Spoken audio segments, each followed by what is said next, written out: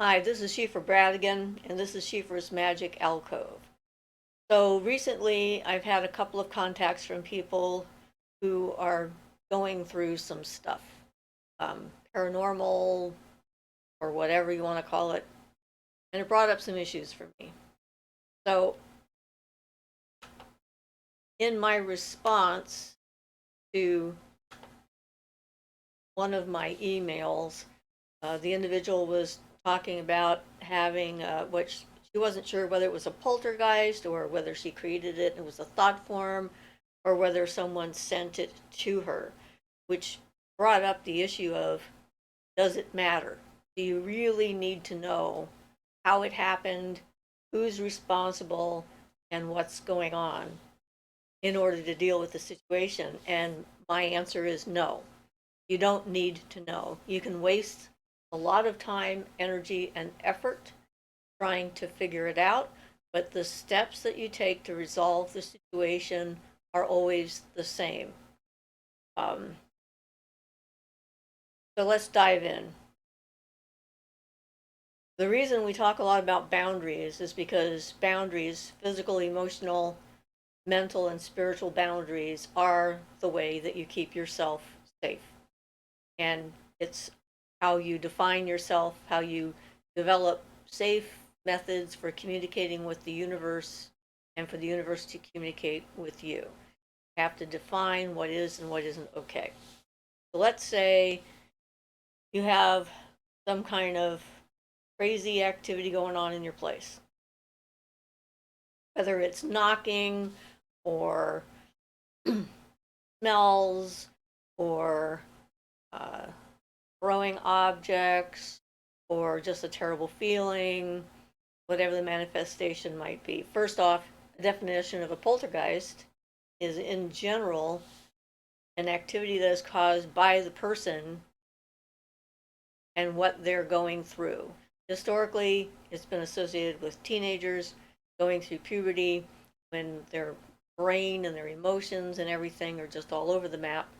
And it's a confusing time for a lot of people trying to figure out who they are, where they belong, what's the world, what's going on, who are they, all that stuff.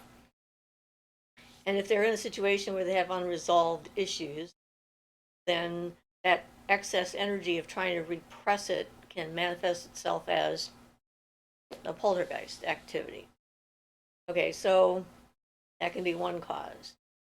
Someone could be upset with you and they're an unethical practitioner, or even unconsciously not knowing it, they have sent something to you in order to harass you.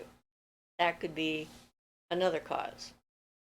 You could have uh, created a thought form out of your own anxieties and fears, and it is now manifesting itself in your world. So again, you would be the cause. Slightly different than a poltergeist, because poltergeist is usually very, very much so unconscious. Thought forms can be unconscious, but not generally as unconscious, and can happen at any age. And with poltergeist, they've noticed that older people are starting to develop the same kind of thing, women going after menopause. And there have been a number of cases that have been investigated where they've determined that the cause of the problem has been the person, because it only happens when they're around. You could have picked up something, a haunted object, from a secondhand store, from Goodwill, or from an antique shop, and you brought it into your house. How many cases have I done where that's happened? There's been a number of cases that I've worked on. But the way you deal with it is basic. So in this particular email that the person sent to me, I put up a pretty good response, which I thought would be a good thing to share. So, regardless of the cause, your best defense is developing yourself, claiming your power, creating boundaries, learning not to feed the phenomenon, and doing forms of cleansing that work for you. And that's another thing. When you're dealing with that kind of activity, sometimes people get stuck again in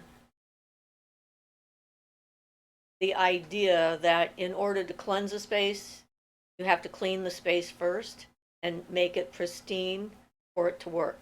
It can work both ways. Cleansing the space can help the person,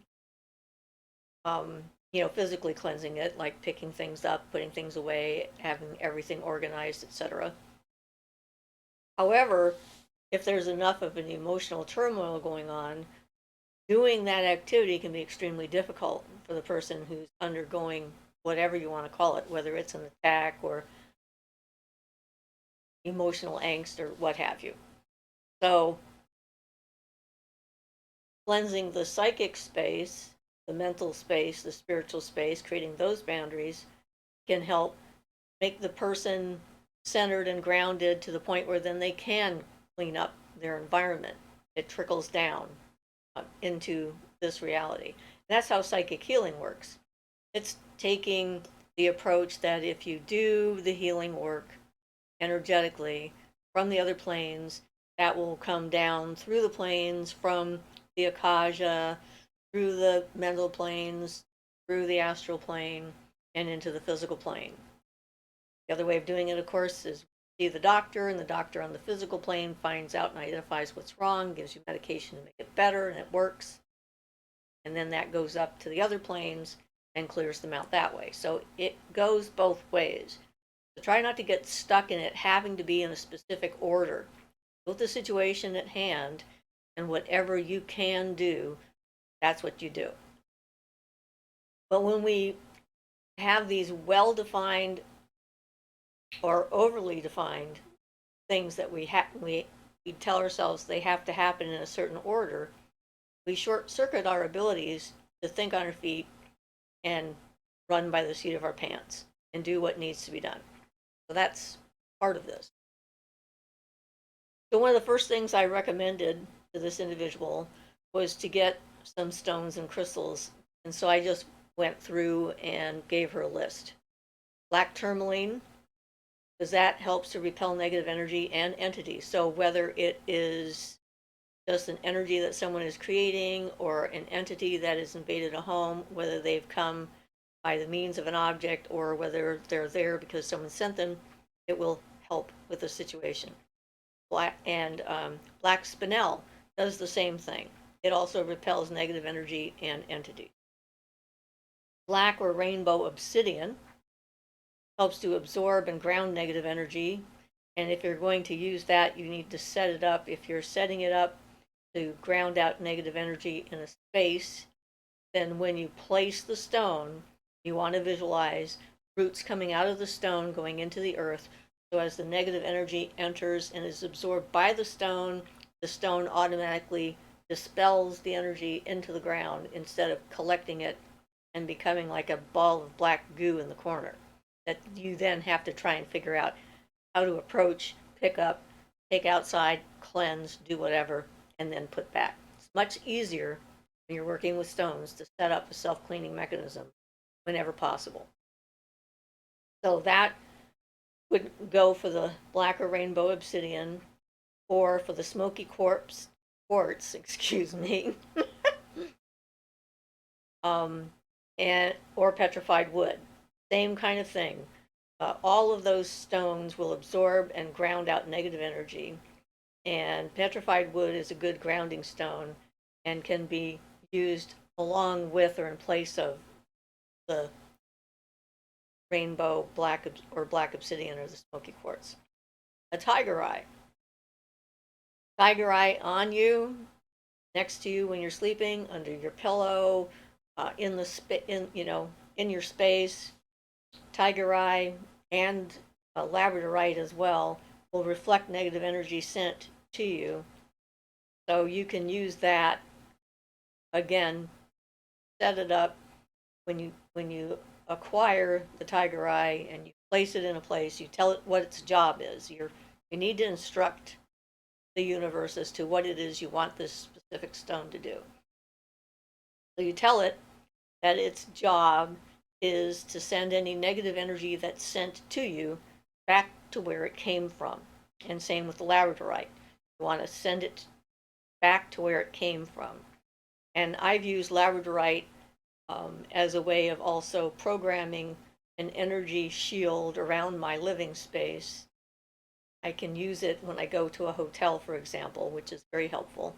And when I set it up for that and visualize this wonderful multicolored light energy kind of stuff floating around you, reflecting back negative energy, and then programmed not allow anything to enter without specific permission, and then you say no one has permission.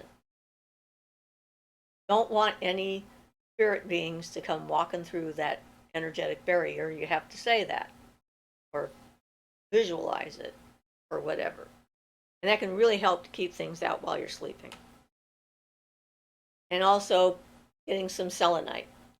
Selenite is a natural white light energy. It's sort of like solidified life force energy, in my opinion. It's like that light with the golden sparkles, silver white light with golden sparkles that we visualized during the tree meditation, the sacred tree meditation.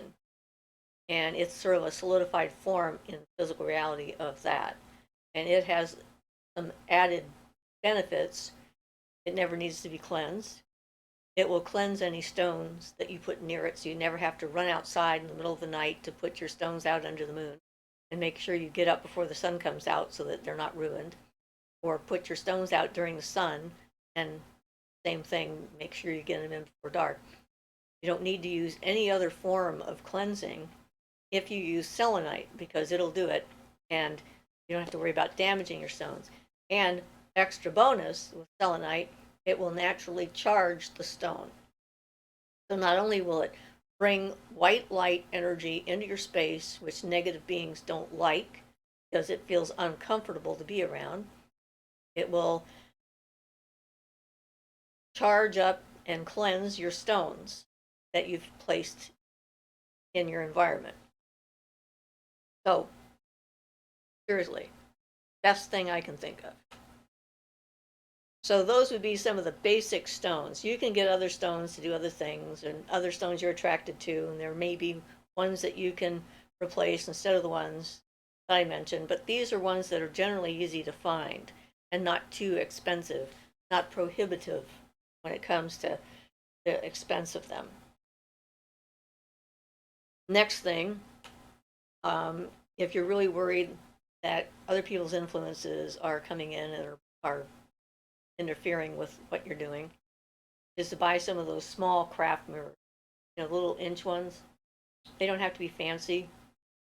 You can just buy them in the dollar store, wherever you can find craft mirrors. And you put them around your living environment. So if you're in a house, you put them in all of your windows facing out. So if I'm looking out my window, I don't see the shiny part of the mirror. I put the mirror facing out of my window. So I see the back of the mirror. And wherever you place it, you want them to be facing outward. Because the idea is that they're going to be another line of defense to reflect negative energy coming at you. You program them the same way you would a stone. You place them. Say, this is so that no negative energy that is aimed at me or my house or my loved ones or my space, however you want to put it, can enter into my living environment. And if someone does send negative energy to me, it will automatically go back directly to the sender. Now, if you're of a certain kind of mindset where you think that's a negative thing to do, you can tell it to ground. Personally, I think people need to take responsibility for their own actions, their own thoughts, their own energy, and so forth. So if someone's sending all kinds of negative stuff to me and they get it back, they can stop it by not doing that. It's all on them. They're the generator and the producer and everything else, and they can make it not happen if they stop being mean and angry or what have you. So that works pretty easily, like if you live in a house. If you live in an apartment, you have people above you, below you, on the side of you. then you can put those same mirrors also on facing the wall of where you have people around you. So if you're one of those apartments that's in the middle of everybody, you're going to have them on all of your walls inside facing out. So you're not going to see them. You can put something over top of them, like a picture, if you don't want people coming into your house and or your space and saying, why is that mirror back looking like that on your wall? You don't need to have questions, right? To hide them. Hang a tapestry, put a picture, whatever. But you're going to have them on the inside walls, on all of your inside walls that you share with the other apartments, and also on your ceiling and on your floor. So you're creating space that things don't want go back to where they belong and alone. So then I would recommend watching the video I made on ghost proofing your house. It's in the psychic self-defense playlist, and I have other videos in there that can help. But that one has got very specific instructions on how to do it. Let's use the pentagram. And apparently some people have a hard time identifying with the pentagram or using the pentagram because of their belief systems or what have you. So if you're one of those people, use a sacred symbol that means something to you. So if you're a Catholic, you can use a cross, I imagine. Whatever it takes. But, figure it out. And it works. I've done this any number of times. And the purpose of it is, you do the cleansing, get all the negative energy out of your space, set up your boundaries energetically. You have all that going for you. And then this stops. It's sort of like when I've looked at the results of me doing one of these things on the other planes, I can see the glowing blue pentagrams wherever I've put them. And they're kind of like signposts for spirit beings. So like, okay, that's a do not enter sign, so let's stay away from that. And then you're good. And you really need to develop healthy boundaries, emotional, psychic, and spiritual boundaries, and learn how to do that for yourself. I am not here to save you from whatever it is that's going on in your life. Because let's face it, there's a lot of people that are in trouble. I'm one person. I don't have the time and energy. I'm a busy woman. I have plenty of my own stuff to take care of. The reason I'm doing this is to give you the tools to learn how to take care of yourself. And then you don't need to contact somebody and ask them for help. The other reason I don't want to do that is I don't want people to become dependent on me for their survival. If I was seriously into the ego boost, maybe that's what I would be doing. It's like, yay, me, powerful me. I can help save people around the world, and I can make everything that bothers them go away, and they can just have a great life. But then when I'm gone, they're doomed, right? So I'm not into that. Not why I'm doing the channel, and it's not why I'm here. I'm willing to answer questions. I'm willing to help guide you through the specifics of how to do something. But you have to do it yourself. Otherwise, it's not going to work. It's not going to have the oomph. Me doing it says my boundaries are the ones that you're now using. You have to have your own boundaries because I'm not always going to be there. So then the next thing I recommend is taking control of your environment. So if bad things are happening in your environment, do stuff that you like. Play music that lifts you up or gets you happy or excited or dancing or juices flowing or whatever. Get smells in your place that you enjoy smelling. We talked about on the live show a simple identification of a positive versus negative being by smell. Foul odor, foul being. Good odor, good being. You want to get rid of foul beings, have good odors because they are attracted to negative stuff.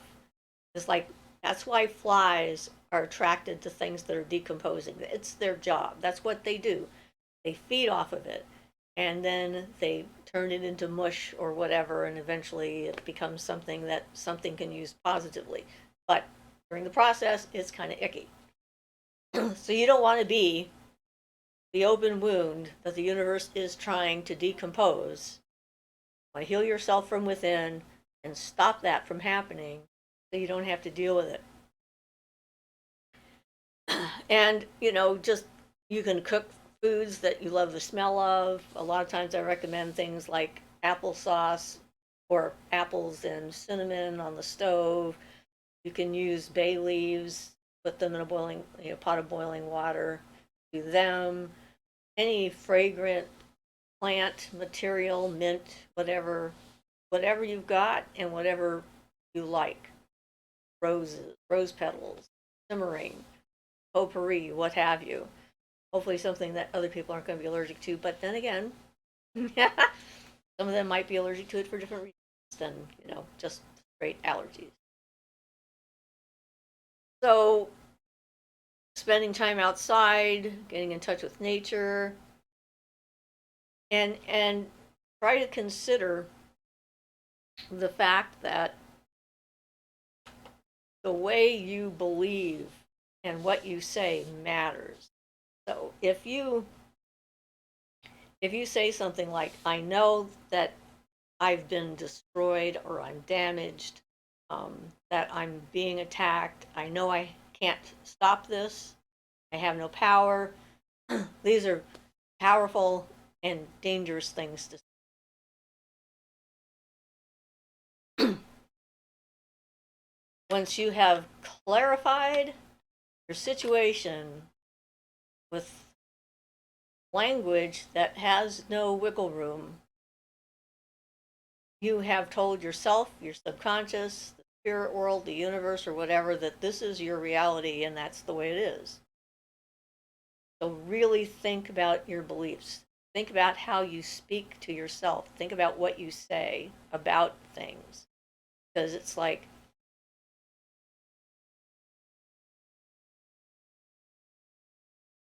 the more you say this is a statement of fact, the more limited your options become. Say, somebody has attacked me and they're going to kill me, going to destroy my spirit, they have power over me, just sort of handed them the keys to your kingdom. You don't want to do that. Personal authority, natural authority, that's what it is. It comes from in here, and only you can generate it. Like I said, I can come in, I've done it a couple of times because it felt like the right thing to do at the time, and like stop something bad from happening to someone. And every single time I have helped someone like that, they have started coming back more and more and more, desperate for more and more and more help, instead of using the time I've given them as the breather to learn their skills, modify their behavior, change their thinking, empower themselves. And that's the thing, is nobody can make you powerful. I'm not going to like go wave a magic wand, although I have lots of wands. I like them very much, but they're for me. They're not for everybody else. Only you can do this. Only you can do the work. And it might sound annoying. And I'm sure a lot of people are annoyed by the fact that that's how I believe. Um, but there it is. I want you all to become the powerful witches, pagans, heathens, individuals, whatever it is you want to call yourselves, that you can be, and be in charge of your own spiritual development and evolution and environment. You need to take charge of your environment. A lot of us have gone through some terrible things. I have. I've talked about them. You can let them destroy you, or you can pick yourself up and do something with your own life and not let whoever those people were win, who told you you can't do it, that you were worthless, that you were powerless. I have flown in the face of the will of supposedly God any number of times throughout my life. Apparently, I'm very willful. And I agree, I am. Because if I do set my mind to a specific thing, and if I determine that I'm not going to allow this to happen, like when my kids were kidnapped, and I refused to accept the predictions from other people that I was never seeing them again, all the other forces that were arrayed against me on my ex-husband's side and the legal side, etc. I was like, no, that's not happening. I'm not going to let that happen. And I determined my way through and was extremely willful, which everyone kept telling me. I'm like, yep, that's me. I get my mind set on something like that. There's no stopping me. I am an unstoppable force. You can be too. So you don't want to have bad experiences.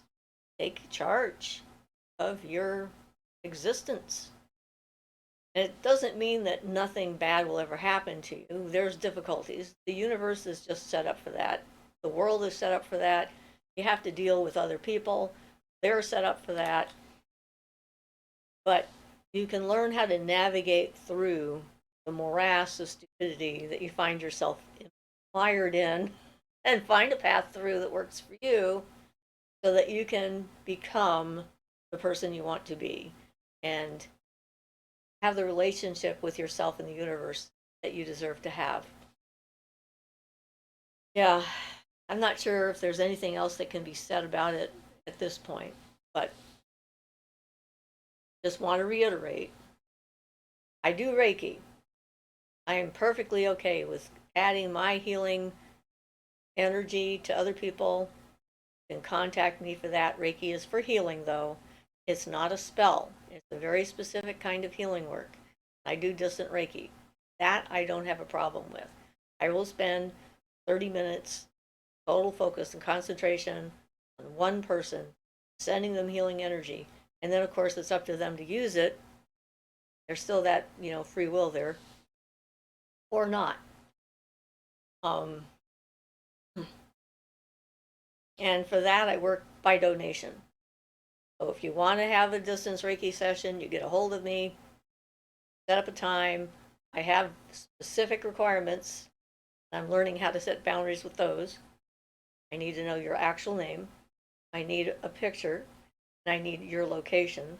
And we need an agreed upon time that you will be receptive, meditating, quiet, still, accepting of the healing energy so that I can send it and you can receive it. I had one person wanting me to do it while they were busy, and I'd never tried that before, and it was a mess for me.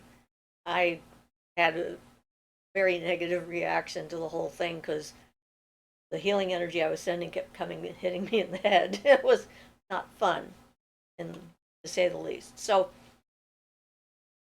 yeah, there are certain things that I can do and that I'm willing to do. And like I said earlier, I will answer questions. I've made these videos for you to find the information you're looking for. If you have specific topics you're interested in or looking for and you can't figure out what video might cover them, you can try first doing a search on the community page when you land on YouTube channel, or you can send me an email and ask me if I have a video on the subject that you can then watch. I've spent my time and my energy, my focus and my concentration and my knowledge and experience to make these videos so that you can get the most out of them that I can give. So feel free to ask. And if you're one of those people who just wants to ask a question, argue about the answer, or not do the work, then this is not the place for you. I expect people to be doing work. That's the way you get the most out of this, by doing the work yourself. So, all right, lecture over, maybe. We'll see until next time. So, this is Siofra Bradigan, and this is Siofra's Magic Alcove. Blessed be.